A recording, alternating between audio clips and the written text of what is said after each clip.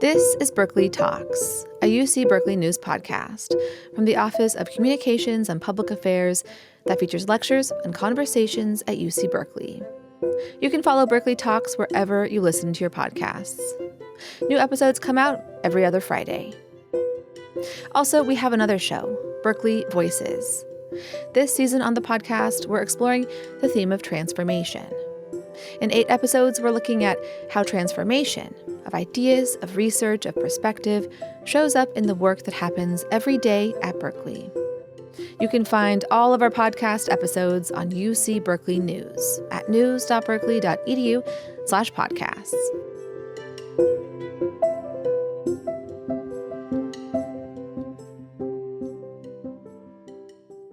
Hi, everyone. Thanks for coming. I'm Chuck Kapelke, the communications manager here at Social Science Matrix.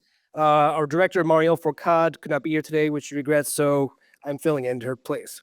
And it is my pleasure to welcome you to this Authors Meet Critics panel on the book, Sin Padres ni Papeles, Unaccompanied Migrant Youth Coming of Age in the United States by Professor Stephanie Canizales. Just a few quick words before I kick things over to our moderator. First, I want to thank our co-sponsors for this event, including the UC Berkeley Department of Sociology, the Berkeley Interdisciplinary Migration Initiative, or BIMI, the Center for Race and Gender, the Othering and Belonging Institute, and the Latinx Research Center. And I also want to invite you to join us here on Thursday at 4 p.m. as the Berkeley Economy and Society Initiative will present a book talk featuring Marielle Fourcade, director of Matrix and professor of sociology, who will talk about her recently published book, The Ordinal Society. Now let me introduce our moderator for today's panel. Sarah Song is the Milo Reese Robbins Chair in Legal Ethics, Professor of Law, and Professor of Philosophy and Political Science here at UC Berkeley. She is a political theorist with a special interest in issues of democracy, citizenship, migration, and inequality. She teaches in the PhD program in Jurisprudence and Social Policy at Berkeley Law, including courses in political and legal philosophy, citizenship and migration, and feminist theory and jurisprudence. She's the author of Justice, Gender, and the Politics of Multiculturalism, published in 2007, and Immigration and Democracy, which was published in 2018 and explores the values and principles that shape and ought to shape public debate about immigration. So thank you for moderating, Professor Song, and the floor is yours. Thank you, Chuck, for that generous introduction. Welcome, everyone. Thank you all for coming to this Author Meets Critics panel. I just want to briefly tell you about the format of today's panel and then introduce our panelists. So I'm going to introduce our panelists, and then Professor Canizales will give a short presentation with PowerPoint of her book. Then Professor Cristina Lavado and Professor Caitlin Patler will offer their comments. Professor Canizales will then take a few minutes to respond to some of their comments, and then we'll open it up for Q&A. If we stick to time, we should have 20 minutes for Q&A. And when we get to that portion, catch my eye and I'll call on you, and Chuck will come out and circulate a mic. So please wait for the mic before you speak. All right, so I'm going to first introduce our commentators, and then I'll introduce the author of our book for today. First, Cristina Lavado is Assistant Professor of Social Welfare here at Berkeley. She is a member of the Latinx and Democracy Cluster and serves as the Director of the Center on Immigration and Child Welfare in the School of Social Welfare. Her scholarly work and teaching is directly informed by her dedication to community-engaged social justice. She spent the past 20 years working at the intersection of child well-being and immigration issues as a bilingual social work practitioner, educator, and teacher. Her research utilizes intersectional, qualitative, and mixed method approaches to examine the impact of immigration policy on Latinx and migrant child and family well-being. Our second commentator is Caitlin Patler, who is Associate Professor of Public Policy at the Goldman School of Public Policy here at Berkeley and a faculty affiliate of the Berkeley Interdisciplinary Migration Initiative. She's a sociologist whose research examines U.S. immigration and criminal laws, legal statuses, and law enforcement institutions as drivers of socioeconomic and health disparities. She also studies the spillover and intergenerational consequences of systemic inequality for children and household well-being. She's received multiple grants and awards for her research on undocumented immigrant young adults, the impacts of the Deferred Action for Childhood Arrivals, also known as DACA program, and the U.S. immigration prison system. Last but not least, the author of the book that we'll be discussing today is Professor Stephanie Canizales. She is a researcher, author, and assistant professor of sociology here at Berkeley, and also the faculty director of the Berkeley Interdisciplinary Migration Initiative, also known as BIMI, and a resident scholar with the United States Department of Health and Human Services. Her research specializations include international migration and immigrant integration, children, youth, and families, inequality, poverty, and mobility, and race and ethnicity. She uses in-depth interviews and ethnographic research methods to understand the causes of Latin American origin migration to the U.S. and how immigrant children, youth, and families fare once here. Born and raised in Los Angeles, Stephanie is the daughter of Salvadoran immigrants whose experiences growing up as unaccompanied youth in Los Angeles inform her scholarship and motivate her commitment to public scholarship. So without further ado, let me introduce Professor Canizales. Thank you. Well, thanks everyone for being here. I'm Stephanie Canizales. This is my 4th book talk on campus this semester. Some of them are recorded, some of them live in the ether. I'm hoping to give you both what I normally do with a little bit of a spin, so I'm not repeating myself. But you can hear me, right? I don't need that? Okay, great. Sin Padres ni Papeles is a book that I wrote that is based on 6 years of research in Los Angeles. It is my first book project, and I'm very excited to be sharing on it with you today. To ground us in the research, I want to start here with trends of unaccompanied child migration to the U.S. We know that millions of youth migrate by themselves across the globe each year. And in the U.S., unaccompanied minor migrants are predominantly of Central American origin. El Salvador, Guatemala, and Honduras particularly, and a smaller proportion of unaccompanied children also from Mexico. In 2014, the year that is known as the humanitarian crisis, the number of child apprehensions doubled from the year prior for the first time in recent history. Apprehensions rose to about 69,000, around 70,000 children were apprehended, and that is known as the year of the crisis, right? We're now in 2024, a decade later. The average rate of apprehensions at the U.S.-Mexico border of unaccompanied children since 2021 is about 146,000. So we've now doubled what was the year of the crisis. I want to note a few important patterns, demographics related to this population that are relevant to the book that you all will hear about today. 81% of these children are between the ages of 13 and 17, so in adolescence, and in their transition to adulthood, right? This is the average working age in Latin America. 61% of unaccompanied children apprehended at the U.S.-Mexico border are young men. And teenagers and teenage males are more likely than younger age children and teenage women to be the first in their families to migrate alone, and to engage in transnational migration as their first migration experience, as opposed to internal or regional. There is a sort of expected pathway, there you go, of entry into the U.S. for unaccompanied children following their arrival, in which they're apprehended at the U.S.-Mexico border by the Department of Homeland Security. Children who are from contiguous border countries, countries that we share a border with, are immediately returned to the country of origin unless they can prove a well-founded fear of persecution at the moment of apprehension by a Customs and Border Protection agent. If they are from a non-contiguous border country, children are transferred to the Department of Health and Human Services custody, where then they are given over to the Office of Refugee Resettlement, or ORR. ORR then transfers children into the custody of an adult caregiver, of which 40% are typically parents. The U.S. government then assumes that the sponsor, the adult caregiver, will care for and protect children as they come of age and through a time when their legal protection is granted or the child is ordered removed, deported.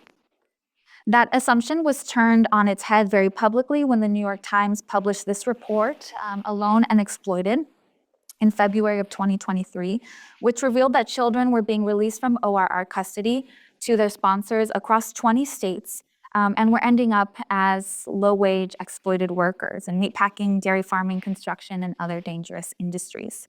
A follow-up report later last year told us of teenagers who lost their limbs and their lives working dangerous jobs to pay off migration debt and then to make ends meet in their everyday needs.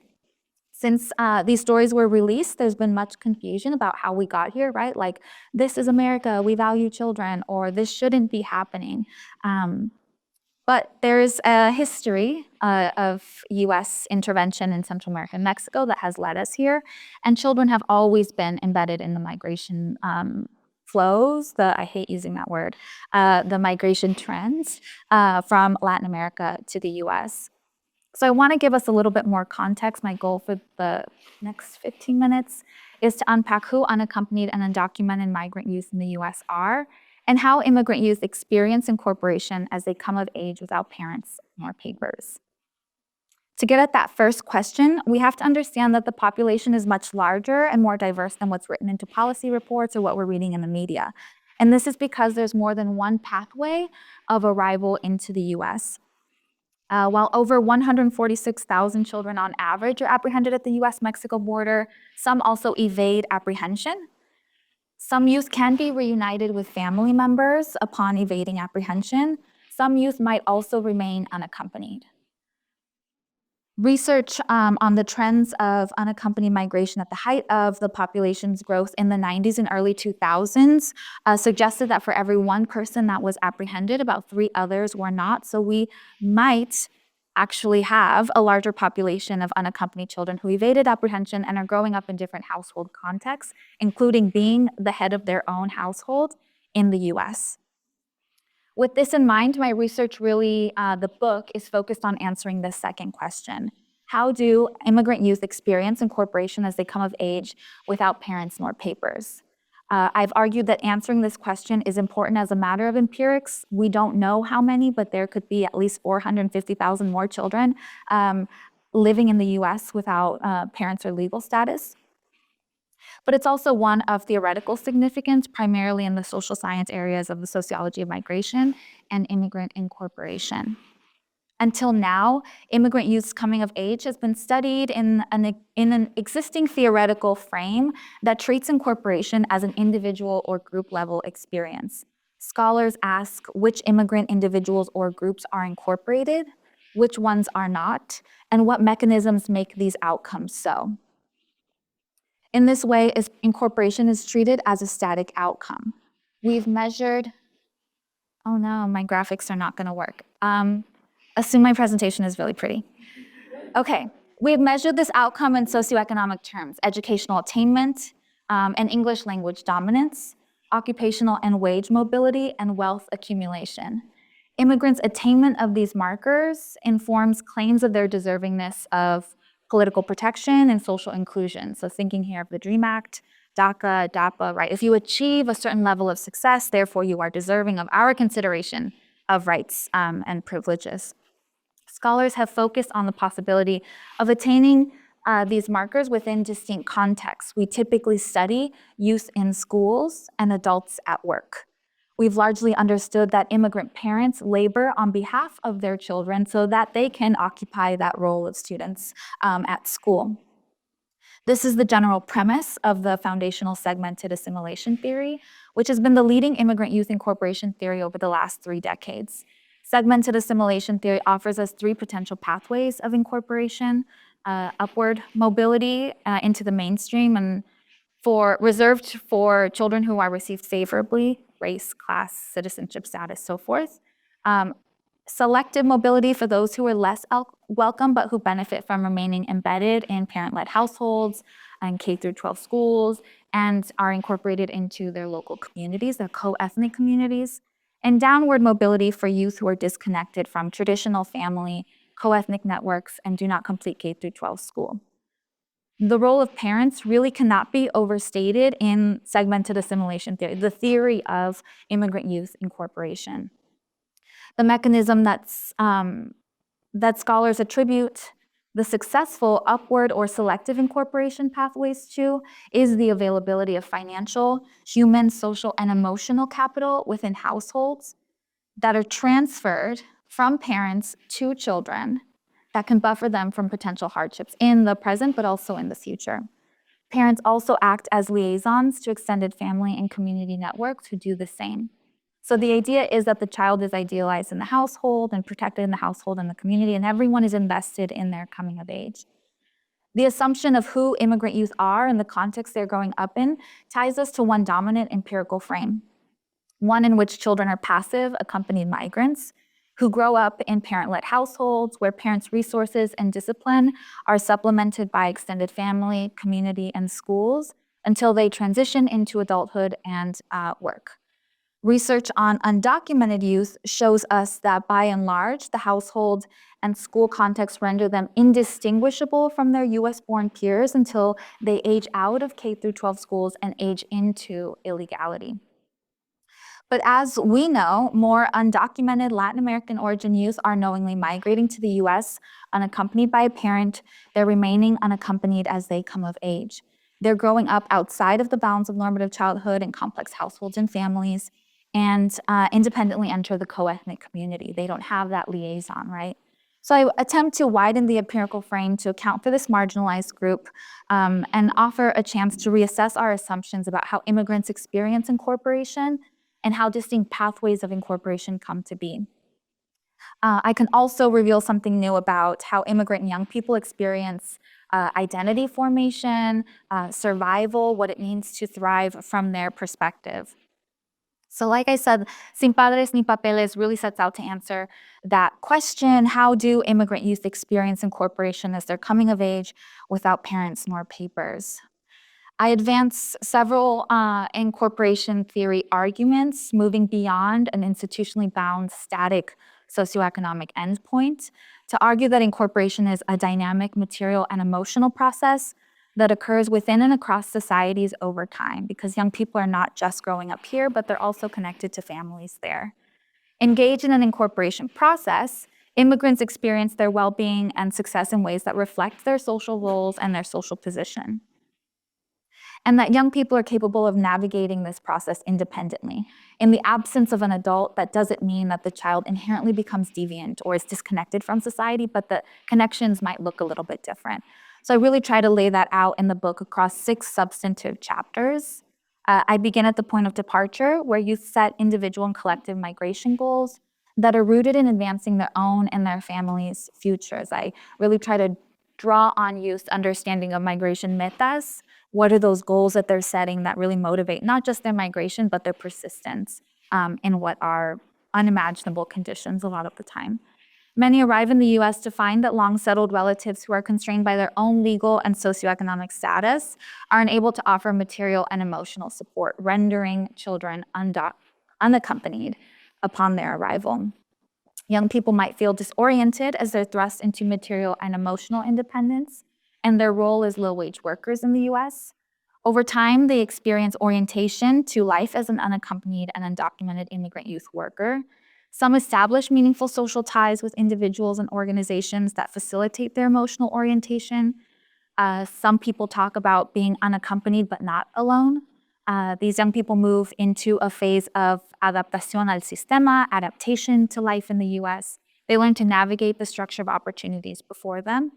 But there is also young people who might learn to navigate the bus system, how to get a job, how to get an apartment. They still feel emotionally disoriented and experience what participants referred to as perdición, a state of perdition, of loss, of an emotional despair, where they not only lose their sense of self, but lose the metas, right? The things that motivated them. As youth move from disorientation to orientation to adaptation or perdition, they make meanings of success and well-being that really are a reflection of the conditions of their lives. It's not diplomas or wealth that they point to as a marker of success, but their ability to take care of themselves independently, to take care of left-behind families, and to support other similarly situated peers that matters most to them. I said a lot. I'm talking really fast. But I'll give you a quick rundown of the research methods, and if you all want to know more, I'm happy to answer in the Q&A.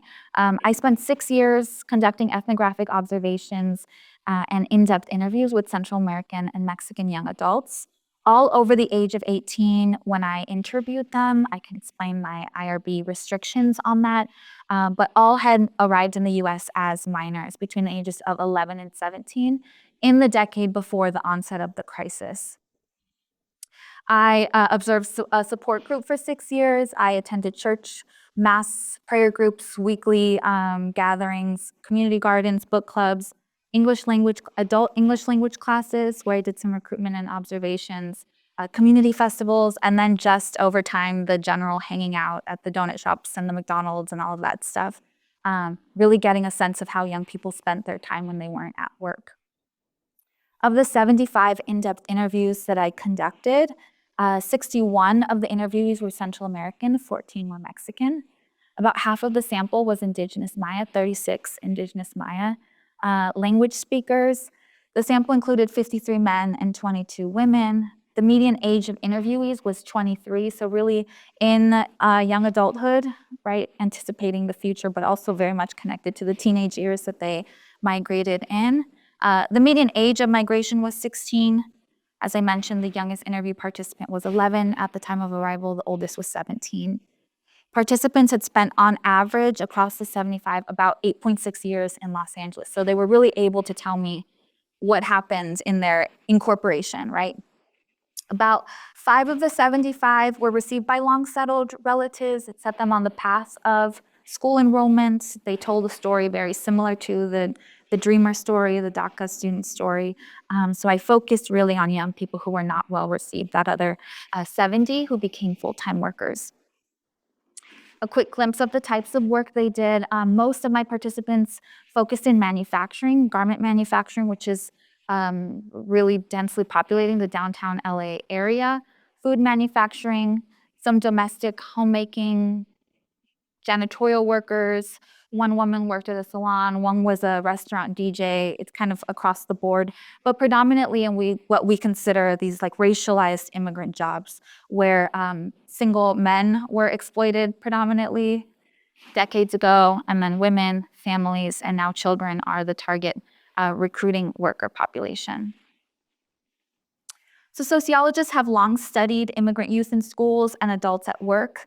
Because these are deemed the age-appropriate institutions, we don't really question how they function in making the incorporation process. This is where, like, if we want to study immigrant youth, we go to a school and like we end up studying students, right? If we want to study adults, we end up talking about work. So I'm trying to really understand when you dislocate the age and the institution, what does that tell us about how institutions work in shaping the incorporation process and the role of age in navigating space, right? So those two things concurrently. Beyond the narrative arc that I described across the 6 substantive chapters earlier, I hope readers also engage with these important takeaways. First, that migration and coming of age are co-occurring processes, right? These are adolescents transitioning into adulthood. They're also newcomers transitioning into a long-settled migrant status. And that there are also material and emotional dimensions to those two things, right? There's a lot happening. I talked earlier about how we've come to understand the material endpoint of incorporation, and we're keen on uncovering the material lives that immigrants live, how they live, where they live, how they work, how they make community. So I really urge us across the 6 chapters to think about the emotional dimensions of immigrants' lives. What does it feel like to depart? What does it feel like to arrive? How does disorientation of being a new migrant also then intermingle with being an adolescent that just every day feels uncomfortable in their body, right?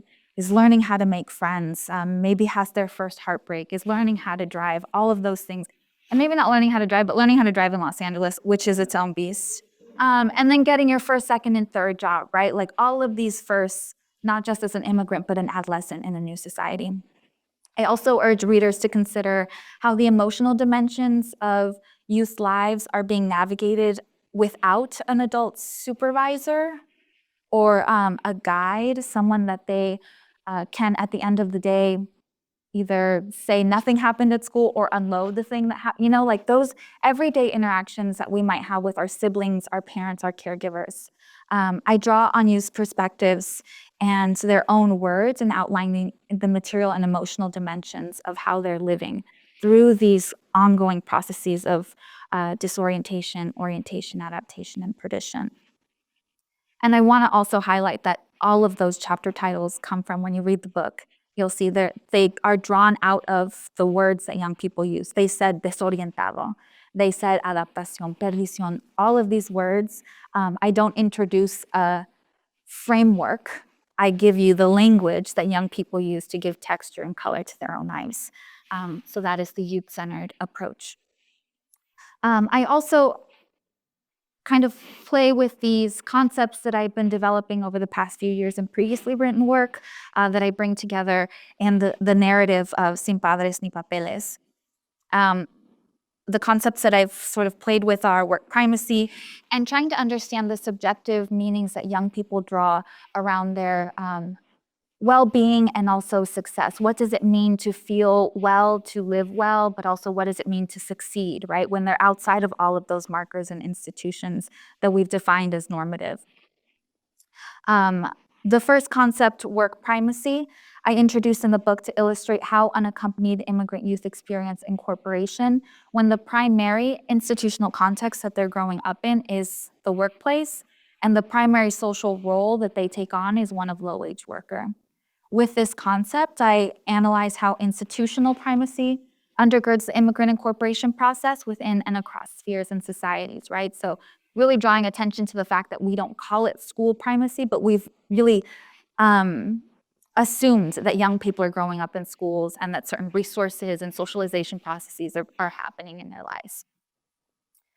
What I draw out of this concept is that immigrants' relationships to institutions make the incorporation process by shaping immigrants' life chances, who they are in the present, and who they can become in the future.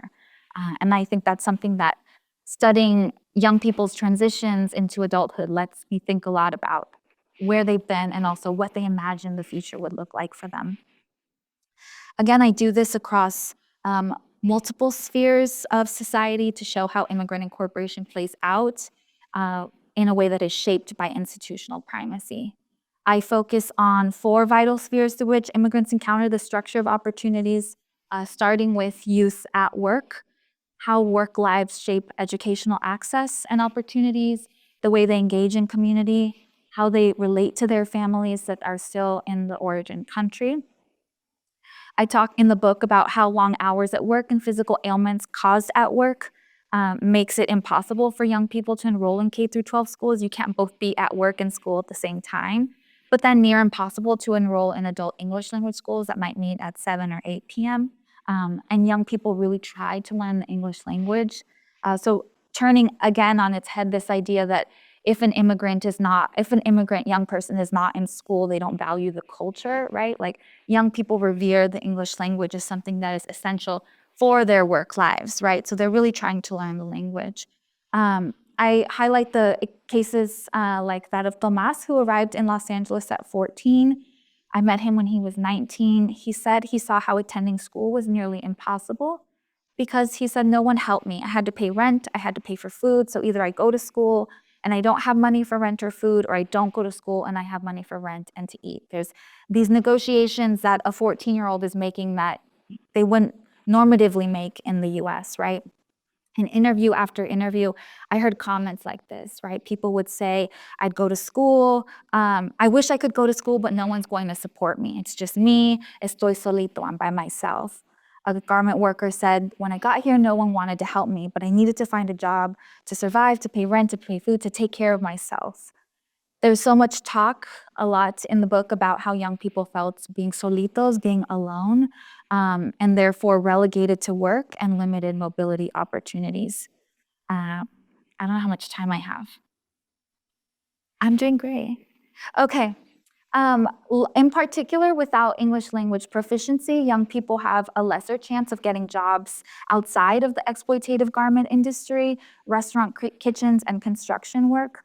Low wages make it hard to send consistent remittances to left behind families, bringing feelings of guilt and shame.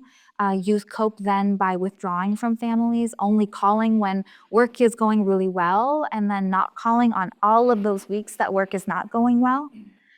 Youth also participate in communities in ways that time and resource constraints posed by work enable them to. So maybe they only see friends on a Sunday afternoon because they're working Monday through Saturday. They go to church on Sunday morning and they only have a few hours to themselves. Or engaging in physical activities. I talk in the book about a few young men who got together and started a running club. They wanted to get faster, but not just faster runners, but faster at work, right? Like they wanted to earn, I think the phrase was, if something about if you work more, you earn more. So it's very much getting faster. That's work primacy, right? Like getting faster for the sake of doing better at work. So that's kind of the relationship between institutional primacy and the lives that young people live that I try to draw out across the chapters. The everyday material conditions shape how youth feel about themselves and about whether or not they were attaining the metas they set out to, and whether or not they were growing up in a way that they could feel proud of and they could communicate to their left behind families that the parents would be proud of, right?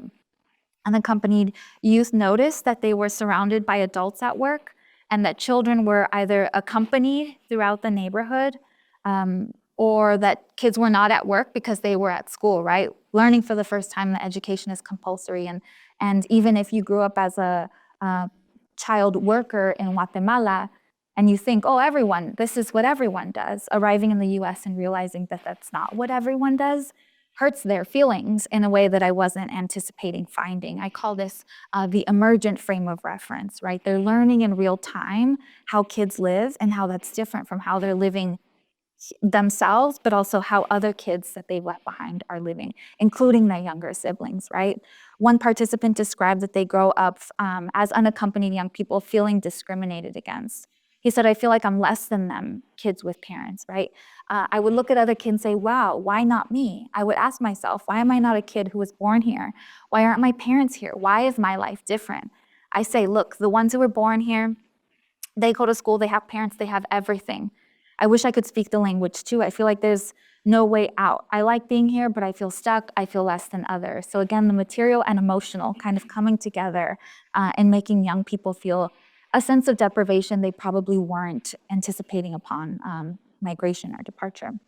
Tomas, who we met earlier, said that when youth migrate to the US without their parents and don't get familial support upon arrival, then they have to grow up as workers. Y vienen a sufrir. They only come here to suffer. I saw sufrimiento, how young people tried to cope with sufrimiento through reports of drug and alcohol addiction, several instances of self-harm.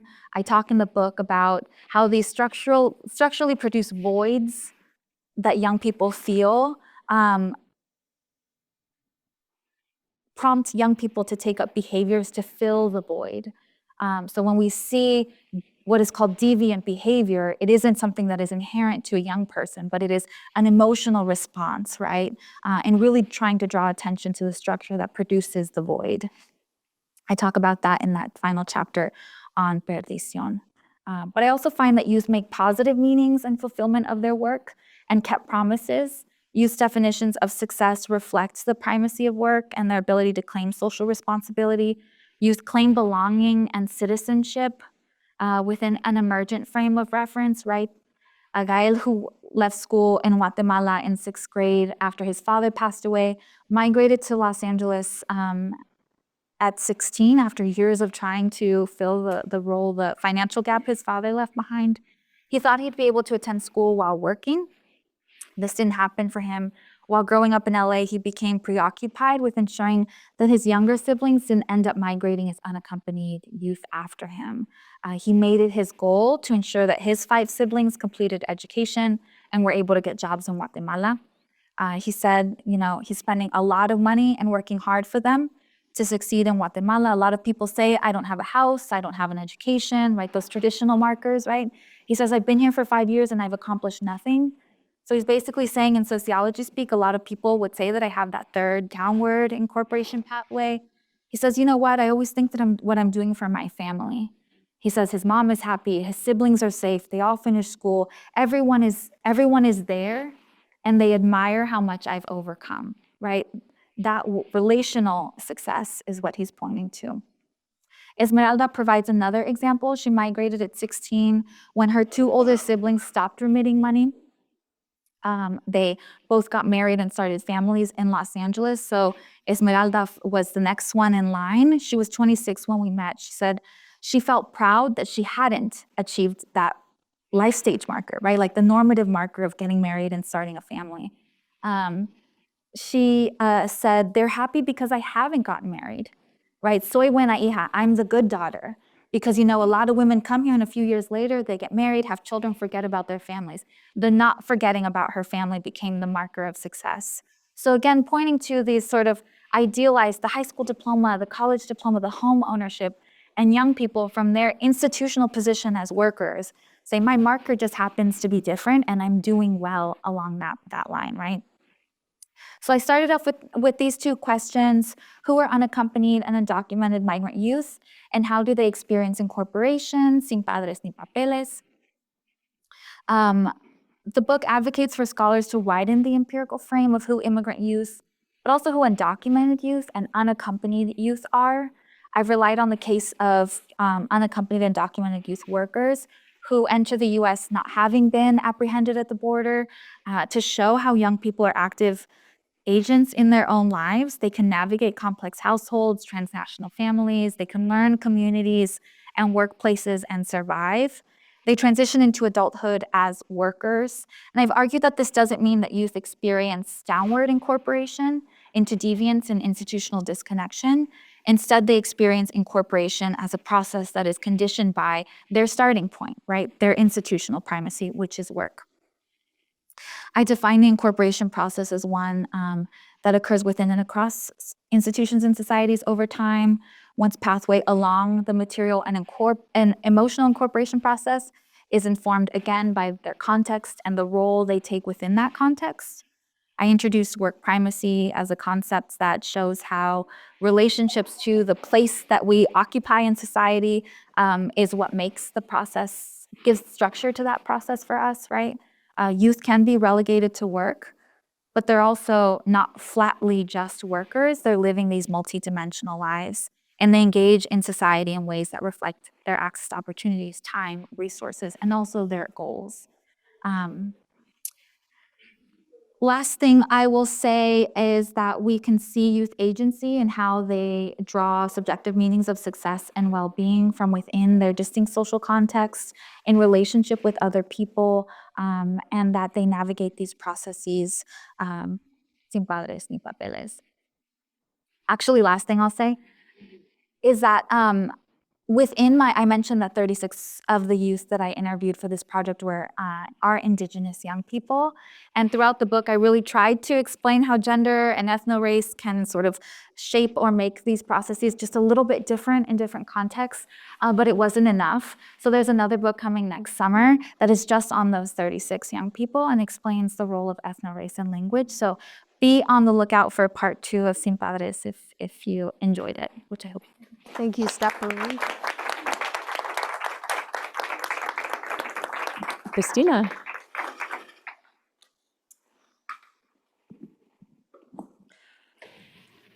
Well, thank you first and foremost for such an amazing presentation. My name is Christina Lovato, and I'm an assistant professor here. And I'm going to just start off with recognitions of the amazing contributions that Stephanie's book has offered all of us. First, I'm so appreciative and honored to be here today to engage with you all in such a beautifully written, engaging, accessible, and deeply analytical book. As a social welfare scholar, my work focuses in similar ways, particularly focusing on immigration-related family separations. And when I knew that this book was coming out, as I've followed Stephanie's work for many years, I quickly assigned it to my research lab, and we have consumed it week after week this semester. So it's really an honor to be here with all of you. So again, starting off with some contributions, I'd like to say that this book shifts the way we think about who migrates, and how individuals incorporate into the U.S. And shape their resettlement. It provides nuanced and innovative insights into the framing and reconceptualization of migration. In terms of the broad literature, as Stephanie pointed out, we've really understood migration from the vantage point of the push-pull factors that have centrally focused on U.S.-Mexico relations.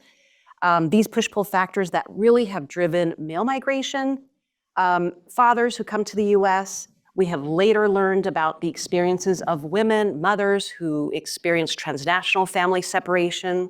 More recently, we have learned about the experiences of youth who migrate to the U.S. with their parents and have the opportunity to, at some point, perhaps apply for and potentially receive DACA status. This book really shifts that and places us into understanding the experience of unaccompanied migrants, again, who come here without parents, without papers. It focuses on a demographic and a region that we have really not had the luxury of understanding, despite the humanitarian crisis that has been at the helm of the U.S. border for the last decade. And so essentially this population has been rendered invisible despite the intensified human rights crisis. And with that being said, particularly during a time of heightened restrictive immigration policies that is only becoming more restrictive in the next administration to come. So with all that being said, this book is a huge contribution to the literature. This book also underscores the reality that these migrations are motivated by individual and collective urgencies and care. And this is such an important point to really think about, the fact that care is deeply involved in the decision and need to migrate. There is a poignant quote by Caleb, one of the participants in this book. This quote stands out as he remembers how his mother confessed her concern for his future in Guatemala. At the young age of 14, in this act of care, Caleb's mother encourages him to leave home for his own economic and emotional future. He recalled her saying, "There is no way for you to get ahead, to become a better person and build your home." Caleb, like all of the participants, left home to obtain their metas, their goals of becoming better individuals, earning money, caring for their families, and for many returning home and participating in their local communities at some point. So essentially, there was a hope to return back home and to participate and engage back in the communities that they were from. This book shows that migration is not an individual or selfish act, but rather a form of transnational family care motivated by individual and collective socioeconomic forces and urgencies that really are at the helm of their present and their metas for the future, their goals. Stephanie also does an amazing job of highlighting youth voices. As she presented here, Stephanie demonstrates how youth construct hybrid identities that bridge their own local incorporation process, settling into this major metropolitan city of Los Angeles, as well as tending to family ties abroad, all the while experiencing work primacy, as she mentioned, and providing this type of transnational family care, emotional and financial support, staying deeply invested and engaged with their families back home. Stephanie illuminates the variety of resettlement experiences as she shows that many of these experiences, that not all of these youth fared the same, that males in some cases fared differently because of the opportunities or opportunities that were available to them, as well as female participants. There were a lot of gender constraints on the ways that they were received, and so they experienced incorporation differently, as did Indigenous, Mayan, Guatemalan youth, who experienced a disproportionate amount of anti-Indigenous reception and sentiment in Los Angeles.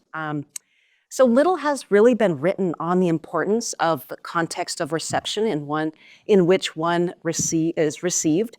Oftentimes, sometimes it can be welcoming, but most of the time it's hostile. And so through the narratives that are told throughout this book, Stephanie points to the household as a very important context of reception for providing the material and emotional support that shapes youth transition. She pointed out in her presentation that for some youth, they actually do have long settled relatives who are here, who are resourced, who have the capacity to hear about their day. And for a lot of them, they actually didn't have their long settled relatives who they moved in with, uncles, aunts, just simply didn't have the capacity, the resources to hear about their day, to receive them because of constraints on their own financial realities, their own status as undocumented individuals in the US. And so this book provides examples of how long settled receiving family members faced constrained conditions on their own due to macro level structures, which really shaped not only their own mobility processes, but of course, the youth who tried to settle with them. And so an individual, I'll give an example of Patrick, for example, who discussed how long settled relatives weren't able to support him. He says, sometimes you don't find the necessary support here. I know I can become someone here, but only if someone supports me. I don't know where to go on my own. And so essentially many of the youth, like Patrick, felt emotionally and materially and physically disoriented. And while it might be easy to cast some kind of judgment, blame on relatives who can't receive these youth, their family members, Stephanie points to the larger macro level structures and influences that absolutely make it impossible sometimes to receive their relatives. Another contribution that I'd like to point out is the way that Stephanie attends to the emotional and social lives of these youth. She provides deeply intimate and a personal lens and window into the emotional lives of these youth who are navigating dual transitions. According to these youth, America, the US, is not the dream that they expected. It's a rude awakening when they get here that the US is really not what they imagined. And the emotional narratives that are portrayed really weave in youth's voices. Essentially, they theorize their own experience, challenging dominant paradigms and dominant theories around what incorporation should look like. Through their own words, as Stephanie mentioned, they name their incorporation process through 3 dynamic processes: disorientación, adaptación, and perdición. And so just returning back to this idea of disorientation, many of the youth experience this lack of emotional and material support. In some ways, the ups and downs of finding work, being exploited at work, having to deal with not being able to go to school, navigating transportation, all of this was disorienting. At the same time, many of them were also able to adapt over time. They found support through youth groups, or rather, I should say, through groups like Voces de Esperanza, which Stephanie spent 6 years observing and engaging in. And I'd like to point out this quote that was so powerful to me. It was the organizer of the group, Wilfredo, and he really talks about youth agency in creating mutual aid and a collective space to share emotions, which this group offered. And so Wilfredo says, right to the youth themselves, right now, you are okay. You have your feet, you have your hands, you can work, you can smile, you have what you need. But if you latch on to one thing that is happening, then you will not be fine. Instead of living in the present, your mind will be focused on something else that is difficult. So you must have courage, which is why we have this space. These are the things that you bring here to share, that you can share with a friend. That is the only way to heal.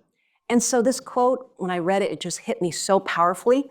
As someone who is a social welfare scholar, as someone who has engaged in the importance of groups, this speaks to the power, really, of healing through the connection that exists through these narratives with others. So adaptation is something that Stephanie highlights through community and family. These youth, I should say, the long-settled relatives that sometimes the youth have access to.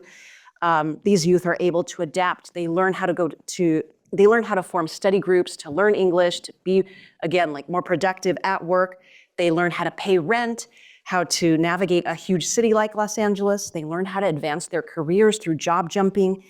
And at the same time, some of them experience this process of perdition, of love loss, because it is so overwhelming, this process. And so Stephanie speaks throughout this book about the way in which goal setting one's metas is challenging, and they go through processes of some of them engaging in substance use and harmful relationships and even suicidality.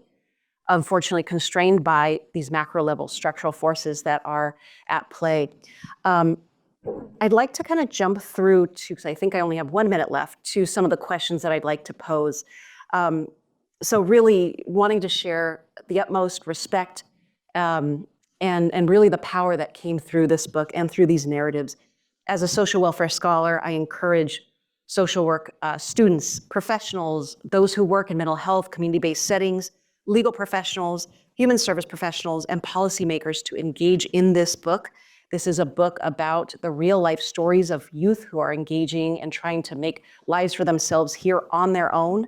This book provides critical contributions to and recommendations for policymakers, really showing that we must engage and create policies and programs that mitigate harms so that our unaccompanied youth can really fulfill their futures and dreams. And so I'll pose 3 questions that I have for Stephanie, which really just came as thoughts and as curiosities as I was reading this book. So the first one really centers the geographic context of this book and the transferability. And so Stephanie, while you show that household arrivals and context matters significantly in the process of incorporation, in that when receiving families are stably situated and children are received well, you also demonstrate that local institutions, whether it's faith-based agencies, churches, local institutions, and co-ethnic communities can act as mediators in potentially hostile situations and bridge aspects to mobility. So this makes me wonder, how might incorporation processes differ in states and communities with less immigrant-friendly policies than California, particularly in contexts shaped by the current heightened anti-immigrant sentiment and restrictive governance at play? How applicable are these findings in geographies other than California, which also may have high unaccompanied immigrant populations? The second question focuses on methodological reflections, so the methods of this book. While reading the introduction and the appendix, we learned that Stephanie spent 6 years embedded doing ethnographic research in immigrant enclaves in Los Angeles, in which you take the role of providing a lot of care to these young participants. You serve at times as a bilingual tutor, giving participants rides, waiting until the right time to conduct the focus group. So you really act with care in this ethnographic research. And this made me wonder, what guidance might you offer other emerging scholars who attempt to build the same depth of community engagement in their work? Is sustained immersive engagement essential to gain such insights, or are there alternative methodological approaches for similar studies, especially as researchers, we're often told that we don't have a lot of time to engage in research. So that is another question for you. Lastly, I'll focus on policy and practice implications. Those of us who study social inequities and access to services, our work is really ensuring equitable access to social service systems and the social service safety net. And you provide some important suggestions around how governments, schools, how institutions may invest in alternative and flexible education programs, given, again, the shifting political landscape and restrictive immigration climate that we're entering. How can institutions and service systems translate these important findings into tangible and attainable guidance? How might institutions and governments support the educational and psychosocial needs of this population while we see that the social service landscape is evolving and becoming increasingly punitive? Thank you.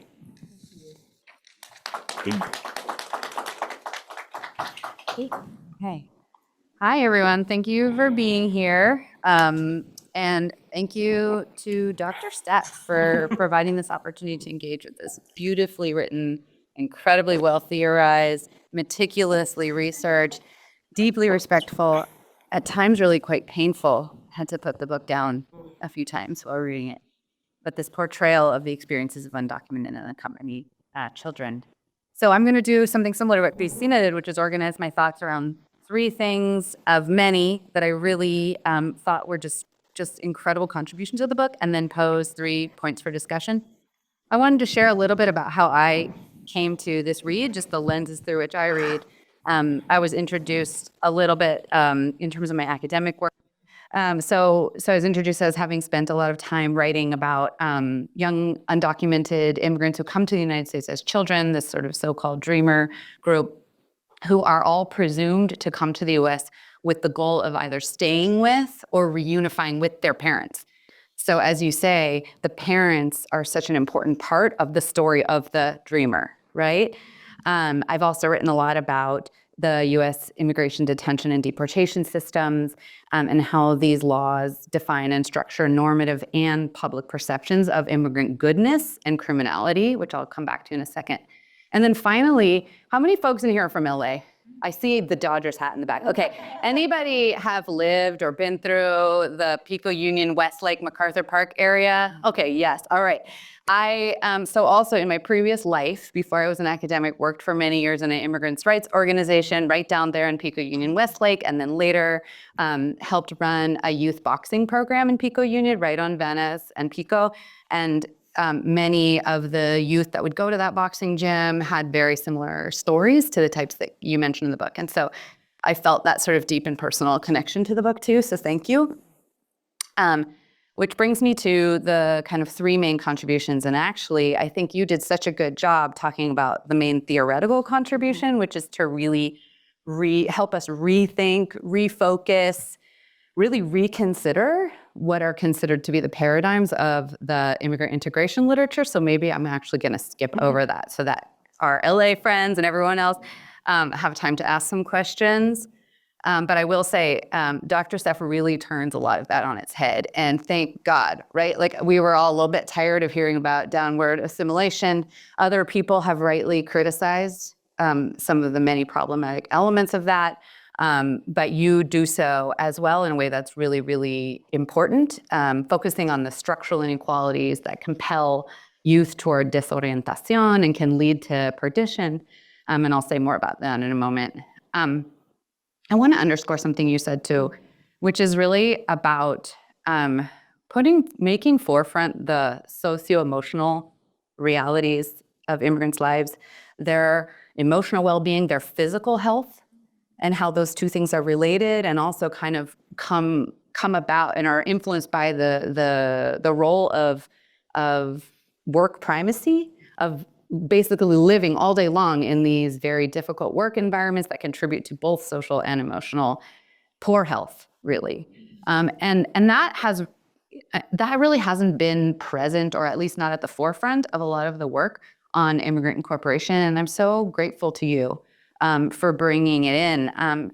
You centered the well-being of these young people so beautifully. You delved into their fear, their pain. You talked about how they describe soledad, agonía, right? Loneliness, agony. I mean, this reminds me of some of the really beautiful work that sociologist Lacey Abrego has done in talking about transnational family lives and the pain of living in separation, and just bringing that to the forefront, because that is so profoundly important for people's lives when you live away from your family, when you don't have that love to draw on every day. So I just appreciated that a lot. Your book also speaks the unspoken. Your respondents talk to you about incest, about rape, about the sexualization of immigrant women and girls. Those parts were very hard for me to read. You talked about drug and alcohol abuse, suicidal ideation and actual suicide, successful suicide, very painful accounts of anti-Indigenous racism, the complexities of families that some parents abandon their children.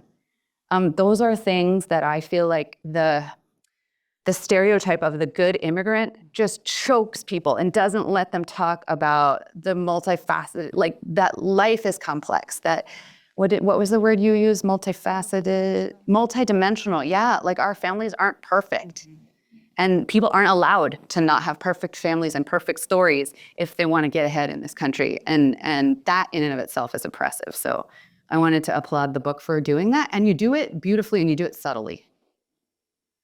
Okay, another thing I really think is cool and that I think more scholars need to do over and over and over again, and not just scholars, but anybody who's talking about immigration, is to say it clearly over and over and over again the structural relationship between US policies and what happens in countries of origin, and then what happens when migrants settle, and how those are all interrelated. So I'm just going to use some of your words. So this is Dr. Steph writing.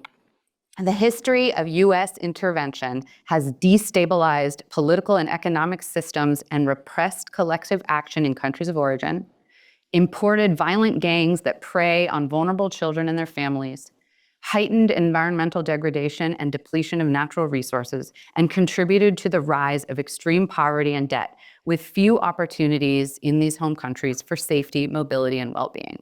That's US intervention. And these very same home country conditions then, quote, force children to become knowing political and economic actors within their families and communities early in life. They are caught at the intersection of compulsion and choice as they make decisions to migrate. But if that weren't bad enough already, and a lot of us know this history of US intervention in Central America, right? But we have to say it over and over and over again because other people don't know, right? And if that weren't bad enough, then US policies then structure what immigrant youth even can achieve once they get to the United States. Again, Stephanie writes, US authorities not only create conditions for migration, they then criminalize immigrants once they are in the United States while barring them from accessing public assistance. You rightly call out this violence, quote, to legally and socially construct barriers for immigrant families to secure young people's mobility and well-being as they come of age, and then weaponize families' immobility as the justification for their legal and social exclusion is not only nonsensical, it is cruel. So this careful framing is just so utterly and beautifully sociological. And I just want to kind of emphasize that, you know, a lot of us, again, in this room, we come to this work, we know that reality, we know that history, but a lot of other people don't. And I just really appreciated how clearly you stated it.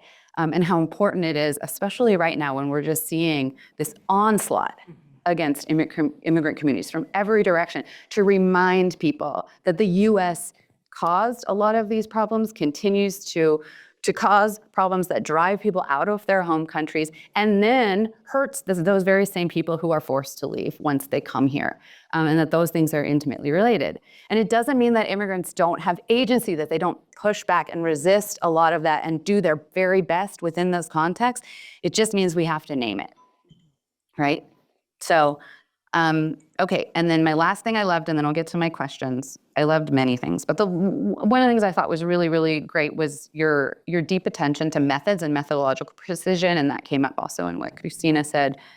I really appreciated the informant as expert, that methodology in which youth are the experts in their own lives. And you were not. You came in and you said, you know, I have a relationship to this reality, but I'm not living in your shoes. I want your voice to structure the way I write about this, and you've done that. I also want to say, if anyone in the room is thinking about doing an ethnographic project, I have not engaged in one like this myself, but I wrote down, I scribbled in the margins over and over. She has this beautiful methodological appendix that was also painful and hard to read, but it was sort of like a real guidebook for students who want to do this work. And you talk about your own socio-emotional and physical health and how it's hard to witness the kind of pain that you witnessed, the challenges you faced you described yourself as a young female researcher doing this work in areas that are often male-dominated. Those were real insights about research that we don't often get, those sort of raw truths that some of us run into when we do this work that others do not. So for anyone teaching students, I really highly recommend that methodological appendix. All right, so a few topics for discussion. Great. Okay, so I was thinking a lot about work primacy. We've talked a little bit about this. In some of the work that I do, I'm working with people who have been released from immigration detention, and they're trying to re-enter the world, and work shapes their lives too, because they also have to make ends meet. And they end up working in secondary labor markets as well. And those labor markets are exploitative and the jobs are very difficult, but they're actually able to work precisely because it's in these secondary labor markets where undocumented immigration status is the norm. It's considered, quote, the cost of doing business. Employers are kind of have this like don't ask, don't tell policy around that. And they seem to be doing something very similar by hiring children, which is also not lawful, right? Or that there are also barriers to those children's participation in more formal labor markets. So I just thought I'd love to hear more about the kind of distinct role of secondary labor markets in work primacy. And then, let's see, I know you previewed your baby sister to this book, but I really was, I thought you very importantly drew attention to how anti-Indigenous sentiment shapes settlement experiences. And I would welcome you to say more about how scholars should theorize and think about indigeneity in the context of US racial structures and hierarchies, and how can we do better about addressing that in our work. And then my last comment is really about where we are right now today facing a Trump 2.0. And I know one of the things that struck me was that not a lot of what you wrote about was fear of apprehension by ICE or by immigration or even by the police. And I thought that was so interesting because, so much of this work is about, people quote unquote living in the shadows and living in the shadow of fear, really, and that the idea that their whole lives are sort of, determined by this fear of being discovered. And that didn't seem to come up. I mean, in terms of youth being experts, they were not talking about that. Yeah. And so I'd like to hear, what do you think might have changed? Has anything changed, since you left the field in 2018? Do you think, what would they say if you asked them today how they feel? And then kind of, how would that change the policy and programmatic recommendations you made at the end of the book? What can we all think about collectively doing to promote the well-being of this very important and very vulnerable group of immigrants, and also immigrants in general? I'll leave it there. Thanks. Thank you, Gabe. Yeah, thanks. We don't have too much time, but I'll just make a few comments. Thank you. An author meets critics. Like, the critics really killed me when I got the invite for this, because I was like, no, only friends can read my book. So I really appreciate it's almost an out-of-body experience to hear how people receive the thing that I've spent 14 years working on this project. And it, I'm going to cry saying this, but I really appreciate your time and attention. I appreciate that I wrote this book in solitude. We were in a lockdown. No one read it until it was done, and to have the things that were heavy, I think embodied heavy on me, that I needed people to know, that I wrote draft after draft alone in my room. I just appreciate so much hearing the resonance, and it makes it feel like short tenure, short, all of these things, but it's also just I feel like I know things that I need other people. Now I need you all to know and to help, let's do it together, because you just carry it. You're the only person that knows for so long. So I appreciate the kindness with which you showed up, and also just the attention you gave it. So, yay. Thanks. Do we want to take other questions, and maybe I'll just mesh them all together? Questions from the audience? Yes. That's a wrap. There's a mic. First of all, does it matter? My heart is racing right now. So let me take a minute. How to speak in this space, especially talking about this particular group of undocumented students. Undocumented persons. I look forward to reading your book. I am myself an undocumented graduate student without DACA who has, as I hear the stories, I grew up in that type of environment. I don't know. I guess in my questions, I have two questions. One of them is I never understood or never considered my experience as unaccompanied minor. And so I was wondering what exactly is, I think if I understood correctly, you're unaccompanied minor as you're traveling, but once you're here, you might potentially be meeting your family, which I think was my case. But I never thought of myself as an unaccompanied minor, which is interesting to process that information. Um, and then the second one was more just language stuff. I'm in the English department here, but the usage of incorporations and assimilation. So moving between those two, it seemed like you were just using them like Interchangeable. yeah, interchangeably. Yes. Sorry, I'm a bit nervous, shaky. Yeah. So I guess the main question that I had was that yeah, how do we, like you were describing, and I guess once I read the book, I'll get a better sense of it. But how do we what is considered unaccompanied in this particular situation? Thank you. Yeah.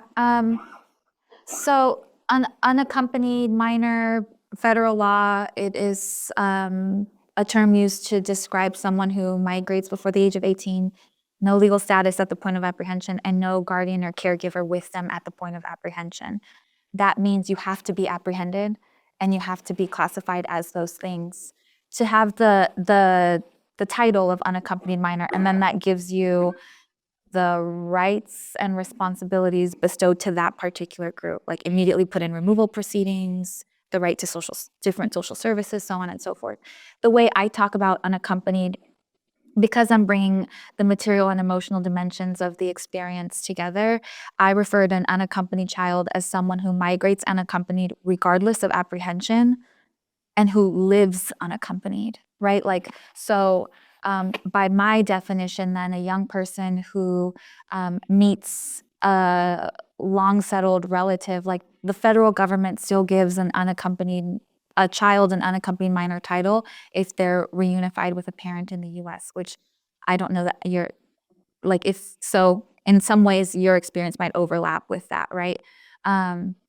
But is that child then unaccompanied in their coming of age? So I talk about it as like, you don't have an adult in the room that is you're experiencing socialization through, or that is a liaison between you and institutions. So I kind of just made that up, and you get to do that when you write a book.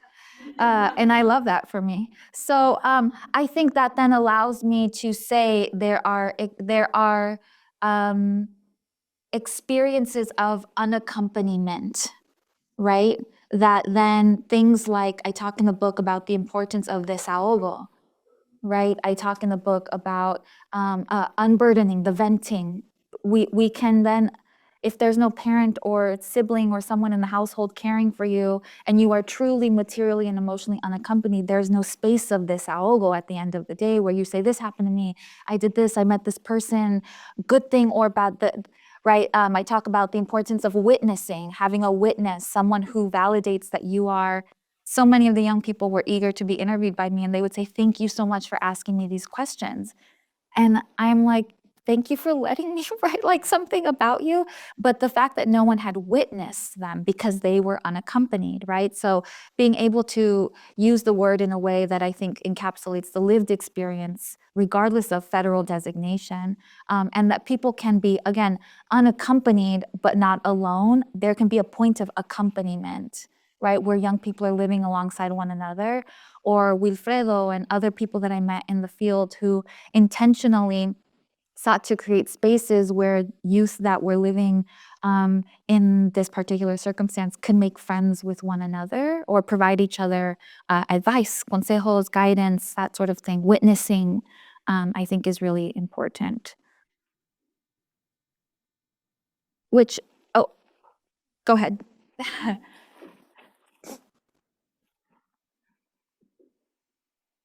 Hi, thank you very much for the presentation and for the comments and so on.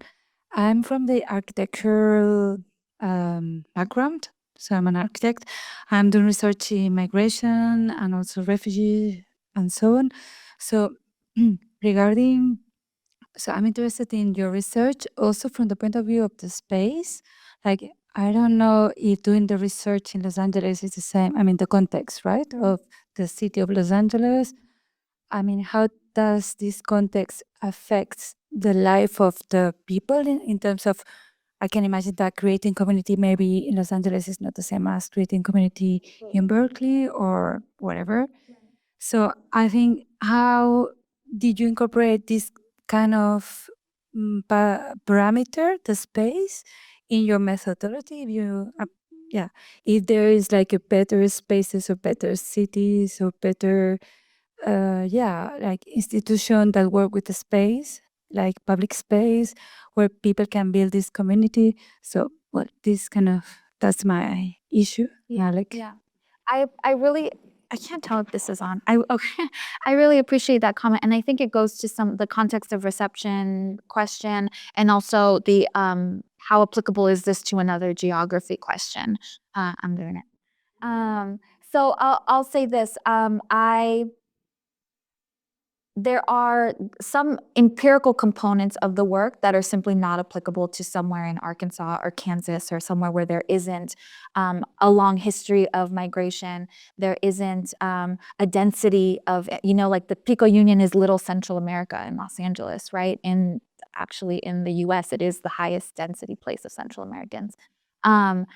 Long history of immigrant rights organizing, some mediocre public transportation, the idea that you can both be deeply embedded in a secondary labor market. There is a concentration of that deeply exploitative work there, right? And that young people can hide in plain sight. They don't talk about federal, Trump. Even Obama's language trickled down into conversations, but it was language, the rhetoric, the shithole country, the bad hombres talk, not so much the policy shift affects my life because they're so insulated in Pico Union, which is neighboring to downtown LA, and they're just walking around. I talk a little bit in the book about how disorientation to orientation occurs spatially. My neighborhood, my block, my neighborhood, this workplace, that workplace, that now I'll cross the street to this other, and then they learn the beach cities, and then maybe they want to go to San Francisco and see the Golden Gate Bridge. And that is still disorientation to orientation to adaptation cyclically. I talk to people, it's like a helix, right? You become oriented to this, so then you do the next one, and then your social world grows in that way.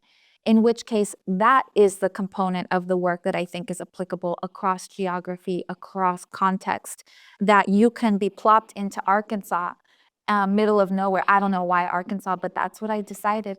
And that you would be disoriented, and then you become oriented, and then you adapt to that place. And then you arrive to Los Angeles, and then you're disoriented again, and you just keep undergoing these processes, in which I say in the conclusion, aren't we all then always doing that?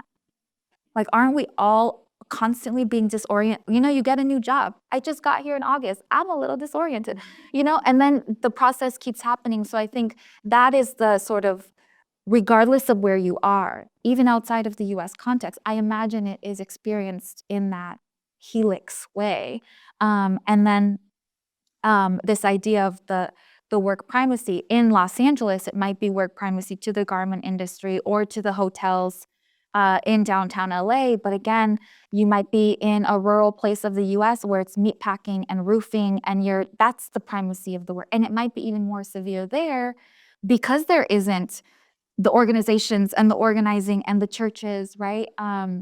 So I think that it might be even more intensified in a place where there isn't the built environment around you that lets you diversify your Sunday afternoon, even if your Monday through Saturday is all work.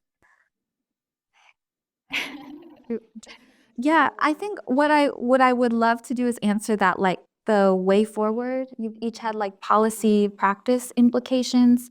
One, as it relates to the research, I think this research is both more important than ever and also will be harder to get funded than ever. So I'm not sure that, I got NSF funding to do this field work for a year and a half. I got different foundations that were very focused on, again, I was in grad school 2011 through I don't even want to say it out loud, to 2018. And there were foundations that were getting federal funding to do this work. And I benefited from that. I don't know that those resources will be as robustly available. So I don't know that honestly, I'm going to be very honest. I don't know that you could do a 6-year-long ethnography, right? But I do think that more and more, because of the anti-immigrant sentiment, the spillover, the chilling effect of like all of these punitive immigration laws, the embeddedness is actually more important now than ever to get people to talk to you about things like incest, the suicidal ideation, to uncover sort of those really sensitive topics that I didn't get in interviews, I only got in observations, right? Like I wouldn't have known that. And I didn't interview someone that was experiencing actively a place of perdition, right? That was being domestically abused, or that was using drugs and alcohol to cope with, to fill the void. That was something I saw. So I think there needs to be, I think, a little bit of scrappiness with the way we move forward in order to do like embedded, meaningful work that illuminates people's lives in this way. And then in terms of the policy implications, I think you were sort of asking like, what can we all do, right? And then Caitlin, you were asking, how would my policy recommendations change? I think there's one thing that I tell people that I sort of mentioned, this idea of desahogo, the unburdening and the witnessing, right?